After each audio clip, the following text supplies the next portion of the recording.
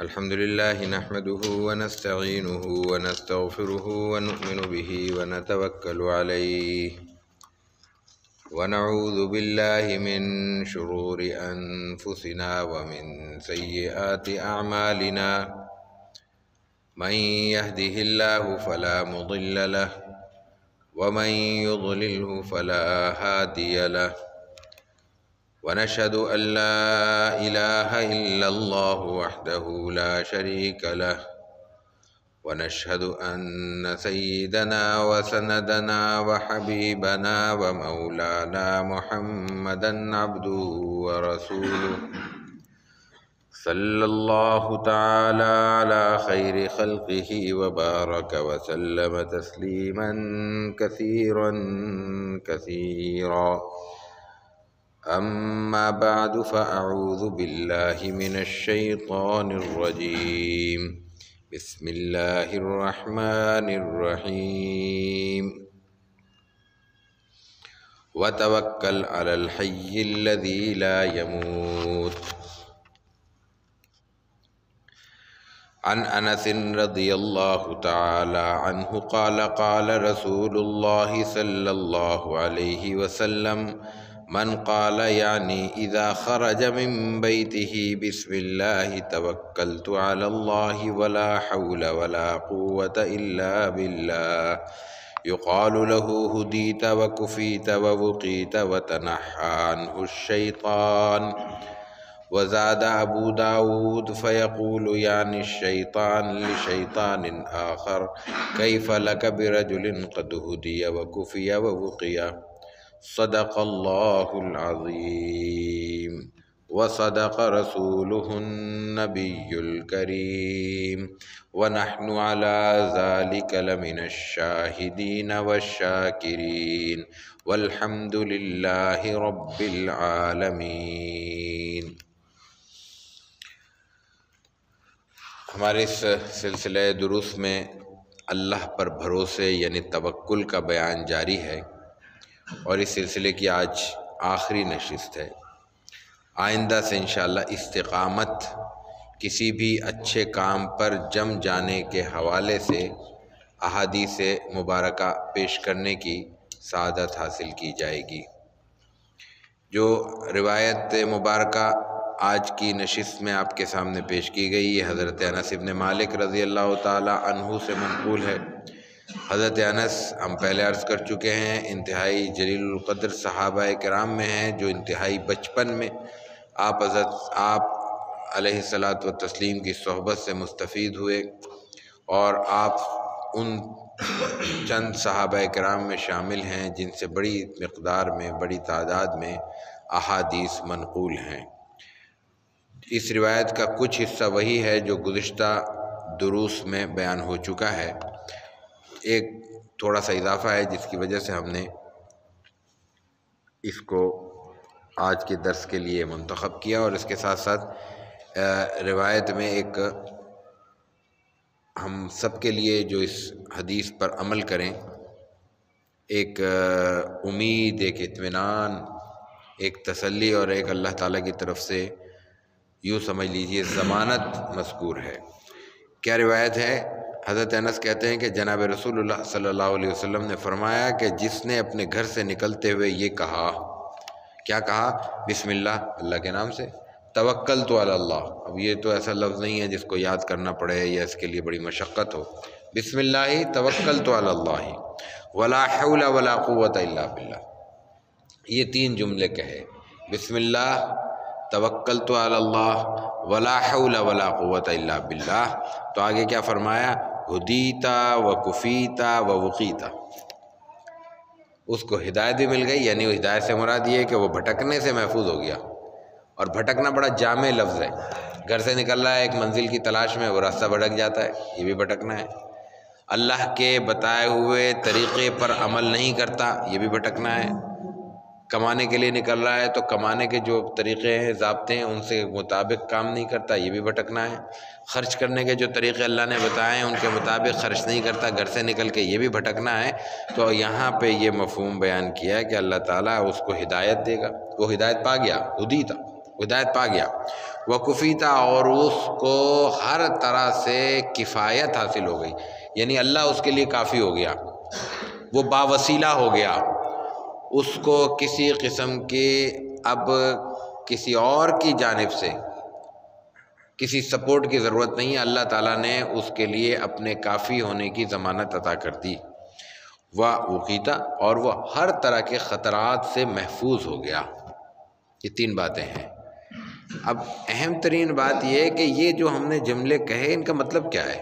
بسم اللہ توکلت علی اللہ ولا حول ولا قوت الا باللہ، یہ ہے کیا جس کی برکت اتنی ہے کہ اس کے نتیجے میں اللہ کے رسول صلی اللہ علیہ وسلم فرماتے ہیں کہ ہدیتا وکفیتا ووقیتا، ہدایت بھی پا گیا، محفوظ بھی ہو گیا، اور با وسیلہ ہو گیا، کفایت پا گیا۔ اس کی وجہ یہ ہے کہ بسم اللہ، اللہ کے نام سے شروع ہو رہا ہے۔ کوئی بھی کام اللہ کے نام سے شروع ہو تو اس کی برکت میں کوئی دو رائے نہیں ہو سکتی، ہر آدمی جانتا ہے کہ اس میں برکت ہوگی۔ دوسری بات ہے کہ توکلت علی اللہ، انسان اپنی ساری صلاحیتیں استعمال کرنے کے بعد اللہ کے آگے ہاتھ پھیلا رہا ہے۔ ساری صلاحیتیں کیا مطلب؟ مجھے گھر سے نکلنا ہے تو میری صلاحیت کیا ہوگی؟ ایک تو میرا ٹارگٹ ہوگا میں نے کہاں جانا ہے، یہ میری صلاحیت کا استعمال ہے۔ دوسرے کیسے جانا ہے، یہ میری صلاحیت ہے، میرے پاس گاڑی کھڑی ہوئی تو گاڑی میں پیٹرول ہے، گاڑی چلانے کے جو اور تقاضے ہیں وہ مکمل ہیں، وہ اس قابل ہے کہ چل سکے، سڑک پہ لا سکیں، ٹائر موجود ہیں، ان میں ہوا موجود ہے، وغیرہ وغیرہ وغیرہ، انجن رننگ کنڈیشن میں ہے نہیں ہے۔ یہ ہم نے اپنی ضابطے کی کارروائی مکمل کر لی ہے۔ دوسری بات، جہاں جا رہے ہیں وہاں جانے کے راستے معلوم ہیں، کس سے ملنا ہے، کیوں ملنا ہے، کیسے کام ہوگا یہ معلوم ہے۔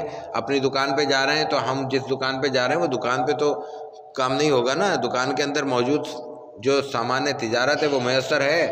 اگر ہم اپنی فیکٹری جا رہے ہیں تو اس کے سارے تقاضے پورے ہو گئے ہیں، ہم کسی کے یہاں ملازم ہیں تو اس کے انہوں نے جو ہم پہ لازم کی ہوئی ہیں چیزیں، کوئی ڈریس ہے، کوئی وجہ اور ضرورتیں ہیں، وہ ہم اس کو سب پورا کر کے جا رہے ہیں۔ توکلت علی اللہ، اب ہم بھروسہ کر رہے ہیں اللہ پر کہ ہم نے اپنی ساری ذمہ داریاں پوری کر لی، اب کرنے کا کام اللہ کا شروع ہو جاتا ہے۔ اس لیے کہ اگر ہم توکل کر رہے ہیں، گاڑی میں پیٹرول نہیں ہے تو یہ کیا توکل ہوگا؟ گاڑی چلے گی؟ ہمیں بس سے سفر کرنا ہے اور جیب میں بس کے میں سفر کرنے کے پیسے نہیں ہیں، ہمیں جانا ہے ایک مقام پہ اور ہم اس جہاں جانا ہے اس سے واقف ہی نہیں ہیں، تو اس کا مطلب ہے ہم نے بھروسہ نہیں کیا، اس لیے کہ وہ ناقص ہے، نامکمل ہے، اس لیے کہ ہمیں تیاری نہیں ہے۔ اور اچھا اس سے آگے سنیے، ہم نے پیٹرول بھی دیکھ لیا گاڑی میں، ہم نے اس میں آئل بھی چیک کر لیا، ہم نے ہوا، ٹائر، انجن، ساری رننگ پوزیشن دیکھ لی، لیکن اب ذہن میں یہ ہے کہ اب پرفیکٹ ہے، اب تو گاڑی چلے گی، اور آگے جا کے گاڑی بند ہو جاتی ہے اچانک، آگے جا کے ایکسیڈنٹ ہو جاتا ہے خدا نخواستہ، آگے جا کے کوئی اور مسائل پیش آ جاتے ہیں، کیا کر لیں گے؟ تو اللہ سے دعا کا مفہوم، اللہ پہ بھروسے کا مفہوم یہ نہیں ہے کہ دنیا کے وسائل ترک کر دیے جائیں، اور نہ یہ مفہوم ہے اس کا کہ وسائل پر ایسے بھروسہ کر لیا جائے کہ یہ سمجھا جائے کہ اس کے بعد ہمیں کسی چیز کی ضرورت باقی نہیں رہی۔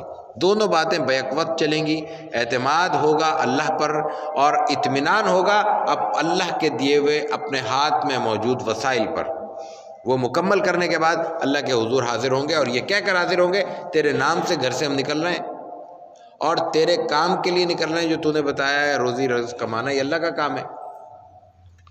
اور پھر تیسری چیز ہوگی، یہ کہا کہ ولا حول ولا قوت الا باللہ، یہ اطمینان کر لیا، ولا حول ولا قوت الا اللہ کے سوا کوئی طاقت، کوئی قدرت، کوئی قوت، کوئی ادارہ، کوئی شخصیت، کہیں کچھ نہیں ہے، جو کچھ ہوگا اللہ کے حکم سے ہوگا، اللہ کی طرف سے ہوگا۔ یہ اپنے آپ کو ایک طرح سے اللہ کی حفاظت میں دے دینے کا عمل ہے۔ اپنی ساری صلاحیتیں استعمال کرنے کے بعد اللہ کے سامنے بندہ یہ کہتا ہے کہ میں نے جو کرنا تھا کر لیا، اب تیرا کام شروع ہو گیا۔ یہ ہے مختصر سی دعا اور جو حفاظت کا ایک اللہ کی طرف سے بتایا ہوا عمل ہے۔ ہم حفاظت کے لیے ادھر ادھر بھاگتے ہیں، دنیا جہان کی چیزیں تلاش کرتے ہیں، یہ اللہ کا بتایا ہوا طریقہ ہے، اس پہ عمل ہونا چاہیے اور اس کے نتیجے میں برکتیں انشاءاللہ ہمیں حاصل ہوں گی۔ ایک بات۔ دوسری بات یہ ہے کہ دیکھیے وہ بندہ نکل رہا ہے گھر سے، ہم گھر سے ہر وقت تو مسجد کے لیے نہیں نکلتے، صبح شام ہم گھر میں داخل بھی ہوتے ہیں، گھر سے نکلتے بھی ہیں۔ گھر سے کب نکلتے ہیں؟ سودا لینے کے لیے جا رہے ہیں، کسی سے ملنے کے لیے جا رہے ہیں، شادی بیاہ میں جا رہے ہیں، وہ بھی ملنا ہے، کام کے لیے جا رہے ہیں، نوکری، ملازمت، کاروبار، اپنی دکان، اپنی فیکٹری، کسی اور کی دکان، کسی اور کی فیکٹری، کوئی ملازمت، کوئی ٹھیلا لگانا ہے، کچھ بھی کرنا ہے۔ ہر آدمی اپنی صلاحیت کے مطابق کچھ نہ کچھ کمانے کے لیے گھر سے نکل رہا ہے۔ اب وہ جو نکل رہا ہے وہ میں نے عرض کیا کہ ہر وقت مسجد کے لیے نہیں نکل رہا ہے، ہر وقت وہ مسجد کے لیے تو نہیں نکل رہا، اور اس کو اللہ تعالیٰ کہہ رہا ہے جب نکلو بسم اللہ پڑھ کے نکلو۔ اس کا مطلب کیا ہوا؟ اس کا مطلب یہ ہوا کہ ہم جب بھی نکلتے ہیں اللہ کے نام پہ نکلتے ہیں، اللہ کے لیے نکلتے ہیں، اللہ کے راستے میں نکلتے ہیں۔ ہمارا صرف مسجد آنا اللہ کا راستہ نہیں ہے جو ہم نے ہمارے ذہن میں بیٹھ گیا ہے یا ہم نے بٹھا لیا ہے۔ ہم جب اپنی نوکری کو، اپنے رزق کو حاصل کرنے کے لیے، اپنے نوکری کے تقاضے پورے کرنے کے لیے گھر سے نکل رہے ہیں، رزق حلال کے حصول کی غرض سے نکل رہے ہیں، اللہ کے راستے میں نکل رہے ہیں، لیکن چونکہ وہاں ذہن صاف نہیں ہوتا اس لیے ہم نوکری میں ڈنڈی مارتے ہیں، ہم کاروبار میں ڈنڈی مارتے ہیں، ہم ملازمت میں ڈنڈی مارتے ہیں، ہم لوگوں کے حقوق مارتے ہوئے ڈنڈی مارتے ہیں۔ کیوں؟ ہمارے ذہن میں ہے کہ نماز تو اللہ کی ہے، یہ تو اللہ پوچھے گا، لیکن کسی کا حق مار لو کوئی نہیں پوچھے گا۔ نوکری ہمارے 8 گھنٹے 7 گھنٹے کی ڈیوٹی ہے، 1 آدھ گھنٹہ آگے پیچھے ہو جاؤ کوئی نہیں پوچھے گا۔ ہمارا یہ ذمہ داری ہے کہ ہمارے پاس کچھ امپلائیز ہیں، کچھ ملازم ہیں، ان کے حقوق ہیں، ان پہ سختی کر لو، ضرورت سے زیادہ کام لاد دو، کوئی نہیں پوچھے گا۔ کون پوچھے گا؟ ہم اختیار ہے۔ تو ولا حول ولا قوت الا باللہ، یہ کہ نہ کوئی قدرت ہے ہمیں، نہ کوئی اختیار ہے ہمیں اگر تھوڑا بہت اختیار مل رہا ہے، بظاہر نظر آ رہا ہے، جس پہ دنیا کا نظام چل رہا ہے، کوئی نہ کوئی کسی نہ کسی کے ماتحت ہے، کوئی نہ کوئی کسی کا حکم ماننے کا پابند ہے، بڑے سے بڑا آدمی بھی، تو وہ صرف نظام چلانے کے لیے ہے، اصل قوت اور قدرت اللہ کی ہے۔ جب یہ بات ذہن میں ہوگی تو پھر انسان کا گھر سے ہر وقت نکلنا عبادت ہوگا، کیونکہ اللہ کے بتائے ہوئے طریقے کے مطابق ہوگا، اور پھر اس وقت ہر وقت انسان کا گھر سے باہر نکلنا اور گھر میں واپس لوٹنا چونکہ اللہ کے بتائے ہوئے طریقے کے مطابق ہوگا، اس لیے وہ دین ہوگا، اس میں دنیا اور دین کی کوئی تقسیم نہیں ہوگی۔ یہ بنیادی پیغام ہے اس روایت کا۔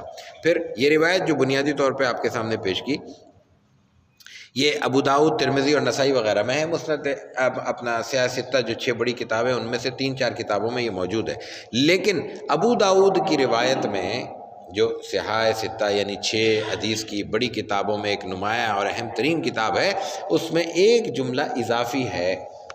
جب وہ یہ ہو جاتا ہے، یعنی انسان اپنے گھر سے نکلتے ہوئے یہ جملے کہتا ہے، اللہ سے دعا کرتا ہے، اللہ کے دربار میں اپنی عرضی لگاتا ہے اور اللہ کی حفاظت میں اپنے آپ کو دیکھ کر گھر سے نکلتا ہے، تو ایک شیطان دوسرے شیطان سے کیا کہتا ہے؟ ان کے اندر آپس میں مکالمہ ہوتا ہے، تو فیقول یعنی شیطان لشیطان آخر کیف لک برجل قد ہدی وکفی اوقیا، اب ہمیں کیا کر سکتے، تم اب کیا کرو گے اس کا؟ اللہ نے اس کو ہدایت بھی دے دی، اس کے لیے اپنی کفایت کا اعلان بھی کر دیا، اس کو ہر طرح کے شرور اور فتن سے محفوظ بھی کر دیا، اب تو ہم اس کا کچھ نہیں بگاڑ سکتے۔ یعنی وہ اپنی بے بسی کا اظہار کرتے ہیں۔ یہ پیغام ہے اس مختصر سی روایت کا۔ ایک اور روایت اس سلسلے کی میں نے عرض کیا کہ توکل کے باب کی آخری روایت، وعن انس رضی اللہ عنہ قال كان اخوان على عهد النبي صلی اللہ علیہ وسلم وكان احدهما ياتي النبي والآخر يحترف فشكى المحترف اخاه للنبي صلی اللہ علیہ وسلم فقال لعلك ترزق به۔ 2 بھائی تھے، یہ بھی حضرت انس ہی کی روایت ہے۔ نبی کریم علیہ الصلوۃ والتسلیم کے زمانے میں 2 بھائی تھے، ایک اپنے کاروبار پہ نکل جاتا تھا اور ایک رسول اللہ صلی اللہ علیہ وسلم کی خدمت میں حاضر ہوتا تھا۔ اب یہ بالکل ایک الگ تصور ہے توکل کا جو اس روایت میں بیان کیا جا رہا ہے، ان کو بیلنس کرنا ہماری ذمہ داری ہوگی۔ وہ جو بھائی کماتا تھا وہ ظاہر ہے کہ گھر چلاتا تھا، یہ آپ صلی اللہ علیہ وسلم کی خدمت میں بیٹھا رہتا تھا، تو جو کمانے والا تھا اس نے حضور سے شکایت کی کہ یہ تو آتا ہی نہیں، کماتا ہی نہیں ہے، آپ ہی کے پاس بیٹھا رہتا ہے۔ تو رسول اللہ صلی اللہ علیہ وسلم نے اس کو بیلنس کرنے کے لیے کہا، یہ میرا لفظ ذہن میں رکھیے گا، اس کو بیلنس کرنے کے لیے فرمایا آپ نے کہ کیا پتہ تمہیں بھی رزق اس کی برکت سے مل رہا ہو۔ یہ ایک خاص سچویشن کو بیان کیا جا رہا ہے اس روایت میں۔ عمل بنیادی حکم وہی ہے جو ہم اس سے پہلے توکل کے نام پہ ہم بیان کر چکے ہیں۔ یہاں صورتحال کیا ہے، کسی کے کوئی والد ہے، ضعیف ہے، والدہ ہے، بیمار ہے، اور کوئی عزیز ہے، قریبی عزیز ہے جس کی اور کوئی دیکھ بھال کرنے والا نہیں ہے، بے شک اس کے قریبی عزیز ہے لیکن وہ دیکھ بھال نہیں کر رہا، تو ذمہ داری تقسیم ہوتے ہوئے آ جاتی ہے، اور اس کی دیکھ بھال کرنا مجبوری کی حد تک ضروری ہے۔ اتنی اس قسم کی خوفناک بیماریاں اس وقت معاشرے میں موجود ہیں، اللہ تعالیٰ حفاظت فرمائے، کہ اس میں انسان لاچار ہو جاتا ہے، جوانی کی حالت میں لاچار ہو جاتا ہے، اور اگر عمر ہے، ذوف ہے، تو پھر تو ظاہر ہے کہ مدد کی ضرورت پڑتی ہے۔